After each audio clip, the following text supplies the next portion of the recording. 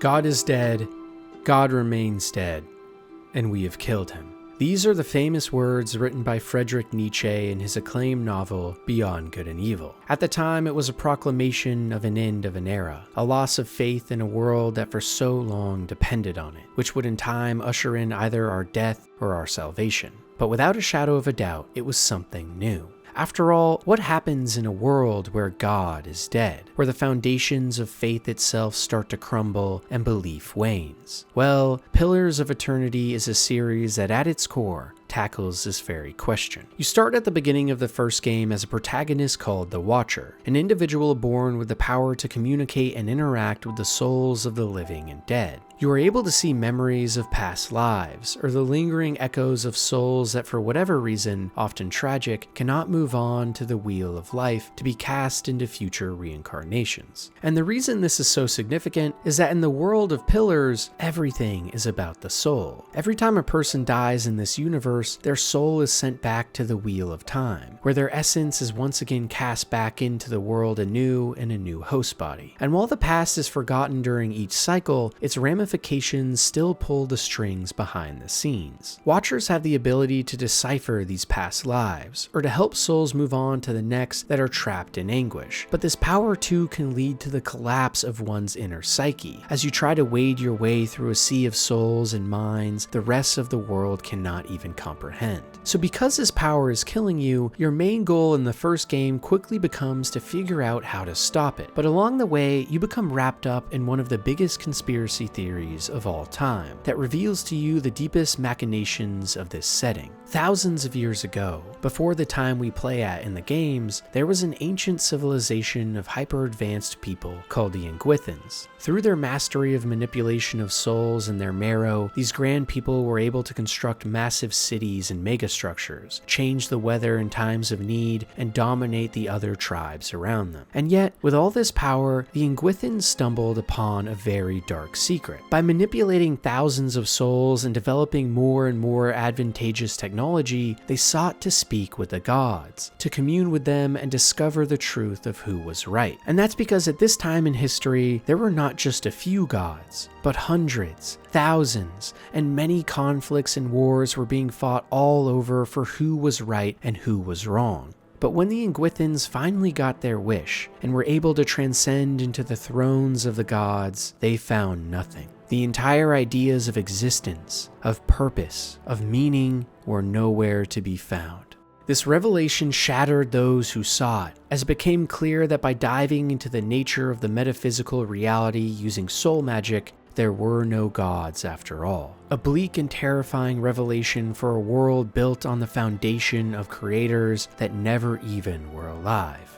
In a panic, the Ingwithans that did learn of this disastrous truth decided to use their new power over souls and reincarnation developed by science to keep the foundations of the world alive. They constructed their own gods based on various aspects of existence in previous mythologies focused on the ideas of justice, nature, time, war, and beauty. And from these ashes rose a new pantheon of all-powerful beings, the new gods of Aora that this time actually existed. But the rest of the peoples never discovered the truth, and for thousands of years, the civilizations of this planet grew to see them as their own, while behind the scenes, these new Ingwithan gods held ultimate power. It's not only one of the coolest twists and stories I've ever seen in a video game that really makes you think, but one that is meant to parallel our real lives as well. As Nietzsche proclaimed many years ago, society in a way is now going down the same path as the Ingwithans, where technology like artificial intelligence and the scientific method are reaching a point where for many people, they have replaced the fables and stories of religions and gods. So in this wake, who then replaces God? Or in other words, who takes the power of gods in their absence? What influences come to fill the void? Well, while we don't have the power to wield souls in their essence yet, we as a species most certainly do have the power to capture the ideas of faith in the meantime. After all, isn't that all the Ingwithans really did? Hijack the faith and customs that came before, molding it into their own power? In a lot of ways, this is what Nietzsche was talking talking about in relation to his concerns of the death of God. Because when our most righteous beacons of faith begin to wane, there is no telling what could happen. In Pillars of Eternity, near the end of the first game, you get to meet a woman named Eovara. She was a priest who served under the rule of the main antagonist of the first game, Theos, who was an ancient Ingwithan who led during the height of the Empire, and was tasked with making sure that the world would never learn the truth of the gods and what the Ingwithans had done. But Eovara, rejecting the teachings of her master, sought to tell the world the truth. She thought that it was time they finally knew. For Theos, though, this would certainly mean the collapse of society itself, as the gods and their fables and legends were all that held the savagery of life at bay. Without the gods, argued Theos, the world would have no guiding light, no purpose, and this lack of meaning would lead to the death and destruction of everything they had built. But Eovara saw it differently. Despite how scary the idea of death of tradition could be, she trusted that at the core of every living being was a soul that could rise above all of it, and even in the absence of omnipotent beings, thrive and survive. And for her transgressions, Eovara was killed, and for thousands of years she sat chained to her soul, unable to make it back to the wheel until she relinquished her own faith. Not a faith in the gods, old or new, but in the souls and righteousness of the people. And well, it's once again a perfect analogy to our real lives, where we too are being met with this same conundrum. The conundrum of not only whether or not God or gods exist, but also whether or not they even need to. Without these structural forces that are meant to house our morals and guide our actions, without religion, are we doomed to fail? Or in its ashes, can we form new customs and laws that dictate the people we want to become? It's a fascinating thought, and one we quite honestly don't have answers to yet. After all, once we have killed God, who takes his place? And Nietzsche worried about this too, because right after proclaiming that we had killed God, he said this: "How shall we comfort ourselves, the murderers of all murderers? What was holiest and mightiest of all that the world has yet owned has bled to death under our knives. Who will wipe the blood off us? What water is there for us to clean ourselves? What festivals of atonement, what sacred games shall we have to invent? Is not the greatest of this deed too great for us? Must we ourselves not become gods simply to appear worthy of it?" Depending on if you agree with Eovara or Theos alike, it is now our destiny as a species to find out. But if I had something to say about it, I think that at the core of all of us, and the inner essence of our humanity, is a soul that, just as the Ingwithans did, can be molded and constructed with or without the presence of real gods. Because at the end of the day, a god's true power comes from the faith in which they inspire, from the goodness that it leads to in people's hearts. And considering all of the millennia that humanity has proven this goodness, despite all of the bad, I think there is a world in which so much beauty can be attained, whether or not God is or is not in the picture. But in this transformation, we must never forget what made the ideas of gods and their teachings great too, and in doing so, potentially never lose the faith of believing in them, if only for our own salvation. Without question, one of the most profound lessons and ideas ever tackled in a game.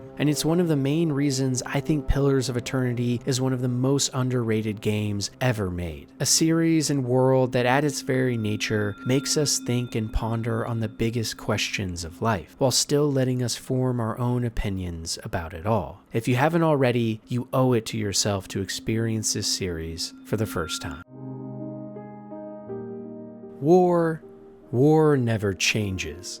And that's because in dire times of conflict, it can often feel as if human decency and justice vanish. But even in these brief moments of history, we must never forget that the human spirit can prevail, and through the chaos of evil, rise above. And maybe no game in history is better at teaching this lesson than Valiant Hearts. Based on the true story of a French farmer who was forced into military service at the outbreak of the First World War, you play as Emile, who must leave behind his loving daughter Marie and her husband Karl. But as if things couldn't get any worse, Karl is then drafted by the German side, your adversaries, and both of you are now fighting against your will, guns pointed at one another. As the game progresses, you go to more and more battlefields, watching the death and destruction that follows you with every step you take. And in each passing moment, both Emil and Carl want nothing more than to return to their family and for the madness to end. On each battlefield, you watch as young men give their lives to a cause they barely understand, as the blood of your fellow man spills into your arms. You come across other characters like Anna or Freddy, who each in their own ways reveals the horrors, but also the beauty of war. People who start with journeys of vengeance but come to love again, or simply someone who wants to help others in their time of need. It's a reminder that even in the harshest of places, of times, there are people who will remain steadfast in their pursuit of good. As Marcus Aurelius taught so many years ago, true strength doesn't come from anything external. It comes from the heart, from one's inner strength and resilience, to fight on no matter the conditions they are in. From a sense of duty and virtue to do what's right, what your soul sees as its most prominent meaning. To accept the fate you've been given and rise above, with a clear head held high on your shoulders for all to see. For Emil and Carl, neither of them wanted to kill, to murder in the name of a cause they didn't even get a say in. And yet for both of them, their salvation comes from the fact that they do actually know what they're fighting for in the end. Not just their country, but most of all, for Marie, for the family. And only by finding their own true meaning, their own path, can Emil and Carl stay grounded in such an absurd world that has lost all faith. But maybe the single most powerful moment in the entire game comes from the ending. The true story of how it all concluded for one French farmer in World War II. You see, towards the final act of the game, Emil is ordered to march with the French army during a suicidal charge to the front lines. Horrified by the senseless loss of life, he disobeys these orders from his commanding officer and looks into his eyes to see the monster he is. And in the heat of the moment, Emil kills the officer in an attempt to save the lives of all those around him. Because in that moment, Emil had to make a decision about what he stood for, what he believed, whether that be in his country and their agenda, or the people beside him and the family back home. To let this officer go would mean to doom his comrades to death, and to stop the madness would potentially mean the loss of a crucial battle for his country, his home. Because you see, things are never as black and white as they would seem, meaning sometimes you might choose to forsake something you strongly believe in for the duty and ideal of something even greater. At some point in all of our lives, we will be tested, and it's in these moments that we must deduce what is most important to us and what we are willing to give up for it. For Emil, this meant turning his back on a country he loved, for a family he loved even more, for an ideal of what people ought to be instead of what they are. And as would be expected, this decision resulted in Emil being court-martialed and sentenced to execution with no hope of once again meeting his daughter, Marie. So in the final scene of the game, we get to watch as Emil writes a farewell letter to his daughter, knowing full well he will not live to see another day. And it's here he expresses his love for her and the family he has been with for most of his life, before a firing squad stands at attention and whisks his soul into the heavens. Here is the actual letter written by a real French farmer turned soldier to his own daughter moments before his death. Dearest Marie, as the war ends for me, I have no regrets. I have seen too much horror. I hope fate has been more merciful to you. Our time on earth is brief, and mine has been filled with so much joy, that I can only be thankful for how much I've been blessed, most especially for the wonder you have brought into my life. This letter is my last. I've been found guilty by a military court for the death of an officer. It was not my intention to kill him. War makes men mad. Though I failed Carl, I know my sacrifice has not been in vain. I fought for my country and my liberty. My honor is assured. Since it is the will of God to separate us on earth, I hope we'll meet again in heaven. Keep me in your prayers. Your loving Papa, always.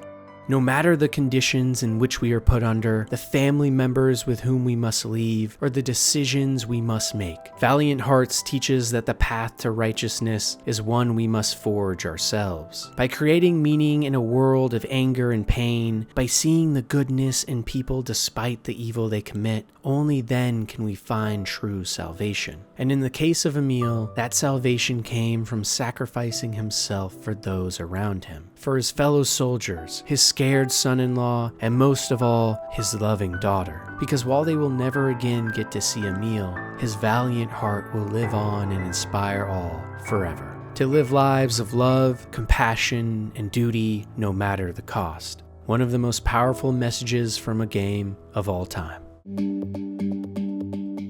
What can change the nature of a man? It's a question that famously was asked at the end of one of the greatest philosophical games of all time, Planescape Torment. But I've already analyzed Planescape in a video just like this for the same reasons. However, it isn't the only series to highlight this fascinating topic, as another has even more to say, Fury. In this relatively unknown indie, you take on the reins of a mysterious figure known as the Stranger, a man chained against his will who is awoken by another peculiar figure, a being in a demented bunny mask who is simply referred to as the Voice. This entity informs you that it's time to break free, and from this moment onward, you must somehow escape your prison with no idea of what's really going on. The first boss you meet is nothing more than a trial, and one you beat swiftly at that. No emotion, no thought, just pure violence and victory. But as you slowly start to make your way from one boss arena to the next, things aren't adding up. Who were you before? Why were you chained? And what is going on in these fantastical environments you're traveling through? Suddenly, bosses start to ask you why you have done what you have done, questioning if you can ever change at all. And it plants a seed within your mind that maybe, just maybe, you aren't the good guy after all. Because while most players will just assume they are being held by sadistic and bad people at the start of the game, the more you play Fury, the more you discover the secret that it's not you who is trapped in this containment facility with them, but these warriors and defenders who are trapped in here with you.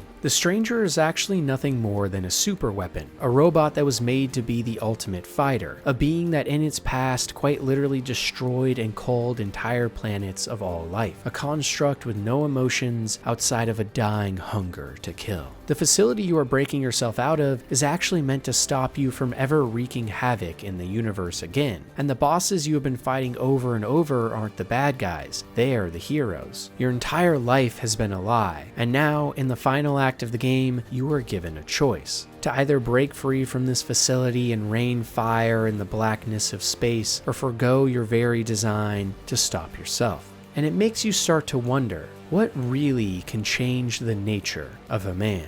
Is the Stranger, a being born from pure evil, ever capable of actually saving himself? Or would doing so be nothing more than an illusion? A promise that would be broken in time by instincts? If we were to take the words of British philosopher John Locke, then surely the Stranger is doomed. Locke argued that our ideas of self and who we are strictly defined by circumstance, by memories that expand into consciousness, giving us the illusion of choice. Other prominent thinkers like David Hume agreed, and saw personal identity and free will as nothing more than a bundle of perceptions that has no underlying self. But the ending of Fury paints a different picture, where despite our past, despite the things we have done and the instincts that have been instilled in us from birth, maybe we can rise above them, and in an analogy of sorts, fight our way through the demons of our past to claim victory over who we once were, to be born again as something new and unknown. Because the journey the Stranger goes on in Fury is not just one about a robot changing its mind, but also about a robot becoming more human. Because after all, is the most human thing about us not our ability to change, our capacity to look at ourselves in the mirror and know we aspire to greater? When we swim in the depths of evil, it can be hard to change. Even Nietzsche famously exclaimed that he who fights with monsters should look to see that he himself does not become a monster. If you gaze long enough into an abyss, the abyss also gazes back at you.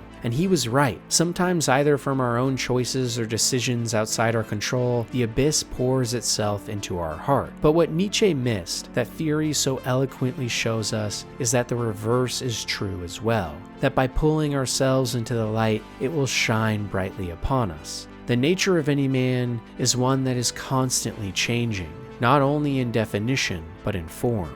So if you ever feel like you cannot break from the shackles of your nature, then remind yourself of the stranger and of the unrelenting will to become a person who is proud when they look in the mirror and see the reflection that peers back at them. If you've never been in love, you're missing out. And that's because love is a funny thing. It's at the heart of both the greatest and worst moments of any life, and somehow manages to transcend all reason and rational thought to make us do things no other force could. And while Disco Elysium is a game full of interesting lessons and ideas on philosophy, maybe its most powerful are the things it has to say about this silly little thing called love.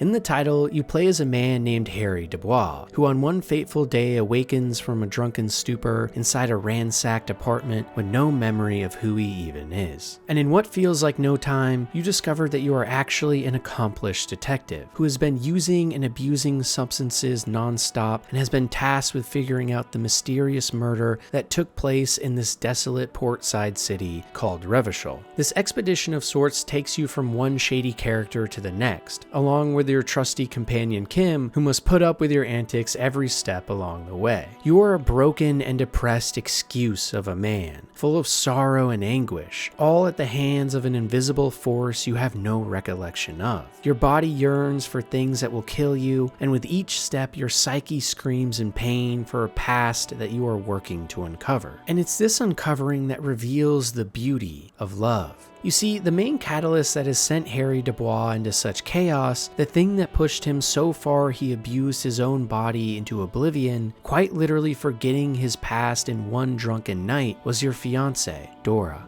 A woman that stood by your side for over a decade as you dealt with alcoholism, depression, and the immense stress from a job you poured everything into. All for her. But after years of abuse and misery from your own hands, she finally worked up the courage to break off the relationship that you held so dear. And in your heart of hearts, you knew it was all your fault. You, Harry Dubois, had lost the one thing that you held on to so dearly in life, the one you loved with no one to blame but yourself.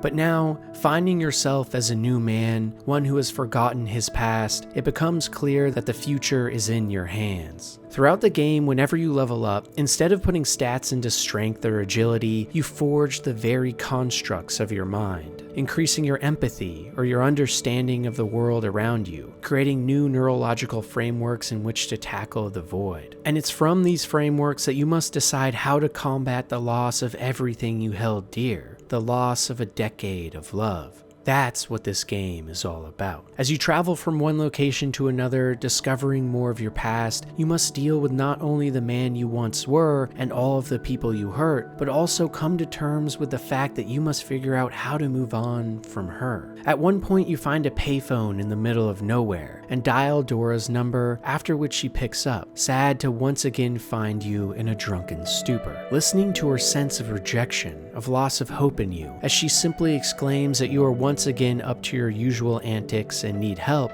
after which she ignores you and the phone hangs up. And in a way, you have lost all sense of your identity, the identity you so closely aligned to this woman who held in her hands the key to your heart, the keys to the meaning of your life. And now she simply sees you as a sad and disgusting person, stumbling through life without a care in the world. Moments like this, or when Harry stumbles upon the letter Dora wrote to him about why she was leaving, about all the pain he had caused her, puts everything into perspective. For Harry, all the drugs, all the alcohol, and the depression was his sick way of dealing with the loss of the man he once was, of the future he no longer could have with the person he loved. And it's in these moments that you, with the reins of Harry Dubois in your hands, must decide to confront this loss head on or avoid it and sink deeper into despair. A story about saving your soul and overcoming the past. A story of the pain and sorrow that love most certainly can bring upon us, pushing our minds into the brink of utter destruction. But also a story that teaches us that by rising above the pain, we can take life by the throat and force ourselves once again into the light.